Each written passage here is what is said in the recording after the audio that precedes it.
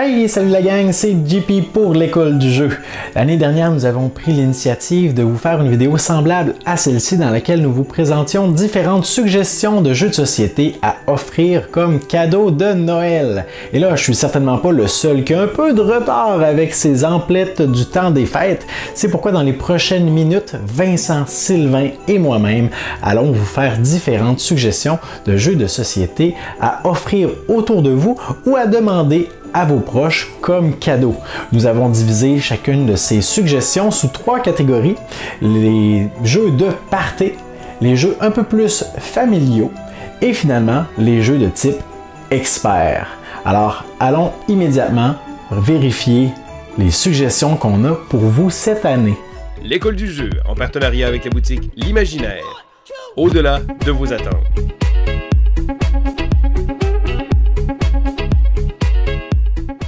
Allô ma boule de Noël, c'est Vincent avec Winnie. Banane, il nous boude un petit peu. Il est en train de manger son os juste à côté, mais c'est pas grave parce que Winnie est toujours là pour nous charmer. La suggestion party. Si vous cherchez un jeu qui va amener des rires avec des choses un petit peu politically incorrect qu'on pourrait dire, eh bien je vous suggère le jeu Unusual Suspect. Unusual Suspect, c'est un genre de Guess Who où est-ce que tous les joueurs vont jouer ensemble pour découvrir qui a commis le meurtre. L'affaire, c'est que le joueur qui sait qui a commis le meurtre va devoir répondre à une question par oui ou par non. Mais c'est pas le genre de type de question qu'on pose dans Qui est-ce, que par exemple quelle couleur de cheveux la personne a, est-ce que c'est un gars ou c'est une fille. Non, non, non, c'est le genre de question qui peut poser certains malaises. Comme par exemple, est-ce que cette personne-là serait du genre à fêter la Saint-Valentin? Comment est-ce qu'on se base là-dessus? Ben c'est simple, on se base sur de quoi la personne a l'air. Et donc c'est là que ça peut créer certaines ambiguïtés. Et on doit jouer avec les préjugés et les stéréotypes. Mais c'est drôle parce que le jeu nous permet de faire ça. Et c'est ça qui est le fun. C'est qu'on peut se permettre pour une fois juste de rire, puis de niaiser, puis de parler autour de ça. Puis des fois, ça peut créer des discussions assez intéressantes, merci. Comme par exemple sur justement comment est-ce qu'on perçoit certaines nationalités ou encore comment est-ce qu'on perçoit certains types de personnes. Mais somme toute, ça crée du fou rire, ça crée des rires, ça crée des ben voyons donc la personne pense ça ou peut dire ça, ça n'a pas de bon sens. Et c'est très très drôle. Alors je vous le suggère fortement, Unusual Suspect. Ma sélection pour un jeu de party. En fait, j'ai triché un petit peu. C'est pas un jeu de party comme les standards habituels, mais c'est un jeu que j'ai sorti dans des soirées qui se jouent très rapidement, jusqu'à 5 joueurs. Mais les parties sont tellement rapides qu'on peut successivement jouer avec d'autres personnes. The Climbers. The Climbers, c'est un jeu qui gagne vraiment à être connu parce que c'est un jeu où on va devoir prendre notre petit pion et essayer de le faire monter. Donc, on va devoir escalader. Le jeu vient avec des gros blocs très massifs. D'ailleurs, la boîte est assez lourde. Ça va être un jeu de puzzle absolument génial. Donc, on va tasser des blocs pour essayer de se faire un chemin parce qu'il faut que nos bonhommes montent sur notre couleur. Mais on va également essayer d'éviter que les autres joueurs progressent. La partie se joue à 5 joueurs. Ça se joue à peu près 15-20 minutes tout au plus. J'ai joué une soirée, il y avait une douzaine de personnes chez nous, puis les gens se relayaient un après l'autre pour pouvoir jouer à The Climbers. Donc, c'est pas un jeu de party traditionnel, mais étant donné qu'il se joue jusqu'à 5 joueurs et le jeu est très rapide, j'ai décidé de le considérer comme ça. Un jeu qui gagne à être connu, The Climbers. De mon côté, pour la catégorie Party, je vous recommande fortement le jeu Just One, qui est un jeu coopératif. Les joueurs travaillent main dans la main afin de réussir le plus d'accomplissements possible. C'est quoi le concept? Eh bien, un joueur devra deviner un mot bien précis auquel en fait il n'a pas accès, donc j'ai aucune idée quel est le mot.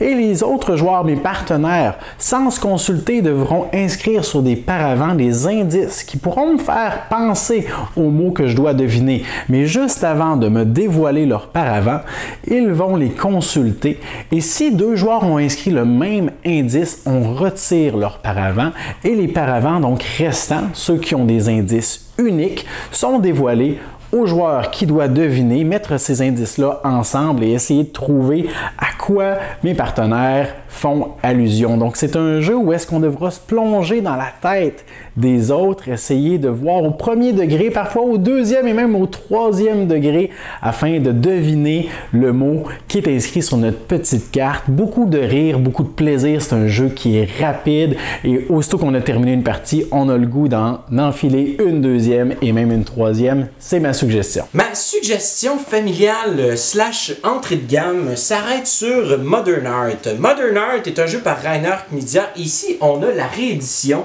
par Cool Mini or Not. Et laissez-moi vous dire que ce jeu-là est toute une pièce d'art parce que la réédition comporte des œuvres qui ont été faites par de véritables artistes. Modern Art, les joueurs représentent des propriétaires de galeries d'art et le but c'est d'être la galerie la plus prospère. Et on va le faire en vendant et ou en achetant des œuvres d'art à d'autres galeries. Et c'est très simple, c'est un jeu d'enchères où on va utiliser différents types d'enchères, comme par exemple une enchère à la manière des encans, ou encore une enchère, donc un à la fois, des enchères cachées, etc. etc. Et c'est ça qui est super de ce jeu-là, c'est qu'on emprunte différentes mécaniques d'enchères et on les met toutes ensemble dans un seul jeu. Et ce qui est vraiment le fun, c'est la tension, c'est le fait qu'on ne sait jamais vraiment qui gagne. Et surtout, des fois, la logique prend un peu le bord. Et donc, il faut être capable d'être sensible au hype, hein, à l'excitation que l'on crée autour d'une œuvre d'art que l'on va acheter. Et aussi autour de la table, qu'est-ce que les autres joueurs achètent, qu'est-ce que les autres joueurs vendent, combien d'œuvres d'art ils ont de tel ou tel artiste. C'est vraiment un jeu qui est facile d'accès, qui est très très le fun, mais surtout qui permet à différents joueurs de pouvoir goûter aux jeux de société modernes. Pour ma sélection un peu plus familiale, donc on pourrait dire gateway, des jeux qui sont pas nécessairement très très simples, mais vraiment pas compliqués du tout, je veux vous proposer Imhotep. Imhotep a un bon mélange de take that, donc on va faire des coups fourrés aux autres joueurs tout en essayant de marquer des points de différentes façons. On va essayer de faire des pyramides, bon il y a des gros blocs qui viennent avec le jeu, des cubes qui vont servir pour faire différentes choses. On va pouvoir amener nos blocs sur différents bateaux. Ce qui est intéressant à ce jeu-là, c'est que c'est pas à cause qu'on met un bloc dans un bateau qu'on va pouvoir choisir le bateau, il va aller accoster où. Donc il y a différentes actions qui peuvent être réalisées, les bateaux vont devoir aller s'ancrer sur une des actions et la réaliser. Ce qui est amusant avec Imhotep, c'est que souvent, justement, les plans iront pas du tout comme on le voulait parce que les autres joueurs vont s'amuser à nous dérailler. Le jeu est très bon, très facile. Puis habituellement, les jeux de Take That, c'est un peu moins dans ma tasse de thé, mais le jeu se joue en à peu près 45 minutes.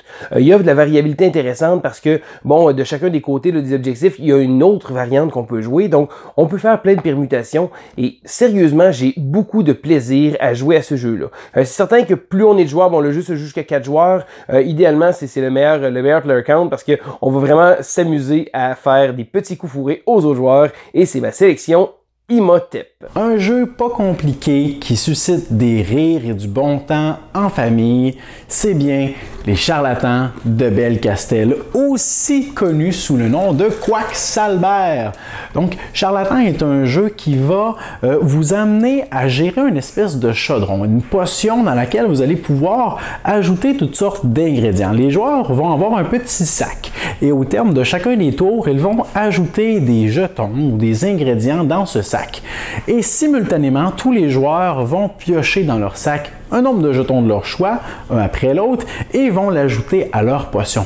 Par contre, attention parce que il y aura certains ingrédients qui, lorsqu'ils seront en quantité trop grande, pourront faire exploser votre potion, et ça, c'est très négatif, on ne veut pas que ça arrive.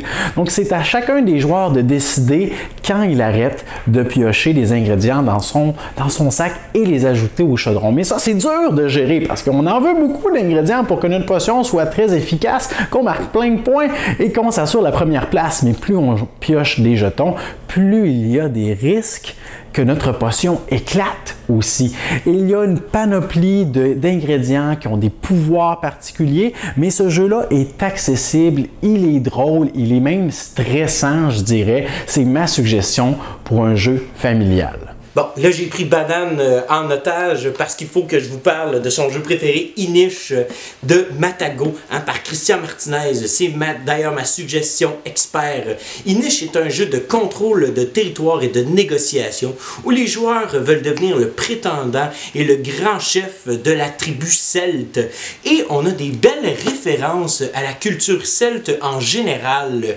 Et surtout, on va se permettre de pouvoir trahir les autres et avoir différentes cartes qui vont nous permettre vraiment de créer un coup de la mort qui tue. Et c'est un jeu qui est vraiment le fun, qui est quand même difficile par contre à comprendre parce qu'il y a une dynamique assez particulière dans ce jeu-là. Mais dès qu'on commence à comprendre la dynamique de jeu et comment est-ce que l'interaction est particulière, et bien c'est là qu'on commence à goûter à la vraie sauce qu'est Inish. Et je recommande ce jeu-là chaudement. C'est vraiment un de mes jeux de contrôle de territoire préférés, probablement dans mon top 10 de tous les temps. Chaque partie que vous allez faire est unique et bien à elle. Alors, ma suggestion, Inish de Christian Martinez. Pour ma sélection d'un jeu un peu plus avancé, donc on va lire un jeu de gamer ici. Souvent, bon, on est amené, on joue à plein de nouveautés, on aime ça le cult of the new, l'attrait des nouveautés, on va essayer plein de nouvelles choses, on est attiré vers plein d'autres trucs. Bon, des jeux de l'année, il y en a eu beaucoup, il y en a beaucoup qui m'ont impressionné aussi. Vous m'avez probablement entendu déjà parler de Architects of the West Kingdom, Endeavor, Age of Sails et un paquet de jeux comme ça qui m'ont vraiment impressionné au courant de l'année. Mais ma sélection aujourd'hui, du temps des fêtes, va être un jeu qui date déjà de plusieurs années, mais c'est un classique qui gagne à être revisité. C'est le jeu Le Havre. Le Havre vient du génie de Uwe Rosenberg, qui est un designer de jeux que j'adore particulièrement. Il a fait beaucoup de jeux comme Agricola, Caverna, des jeux un peu moins connus, bon Mercator, même des jeux un peu plus loufoques comme Bonanza, mais Le Havre, pour moi, c'est vraiment son opus le plus complet. On prend un jeu de placement d'ouvriers, on va devoir placer un seul ouvrier. Le jeu offre des choix tellement intéressants. Donc, au départ, c'est vraiment une petite chose, mais on va monter une machine qui va être exponentielle. L'effet boule de neige de ce jeu-là est absolument incroyable. On voit la couverture. Bon, il y a beaucoup de gens, des fois, des nouveaux joueurs, même des gens qui connaissent un peu moins les jeux modernes. On est attiré par la nouveauté, les choses de même. On voit le dessus très euro. Bon, ça n'a pas trop l'air intéressant. Au final, ce jeu-là est un véritable chef-d'œuvre. J'y joue pas vraiment souvent, mais c'est un jeu qui va jamais quitter ma collection. Et c'est ma suggestion, un jeu un peu plus vieux, mais qui gagne vraiment à être connu. Le Havre. Passons aux choses sérieuses, avec un jeu pour experts, pour avancés, pour public averti du moins. Je vous recommande l'excellent Brass Lancashire. Brass est un jeu qui saura plaire aux joueurs qui aiment réfléchir, aux joueurs qui aiment prévoir, qui aiment être en constant déséquilibre et devoir réagir à ce que les autres joueurs font comme choix et comme action. C'est un jeu qui nous plonge dans une ambiance qui nous rappelle la révolution industrielle.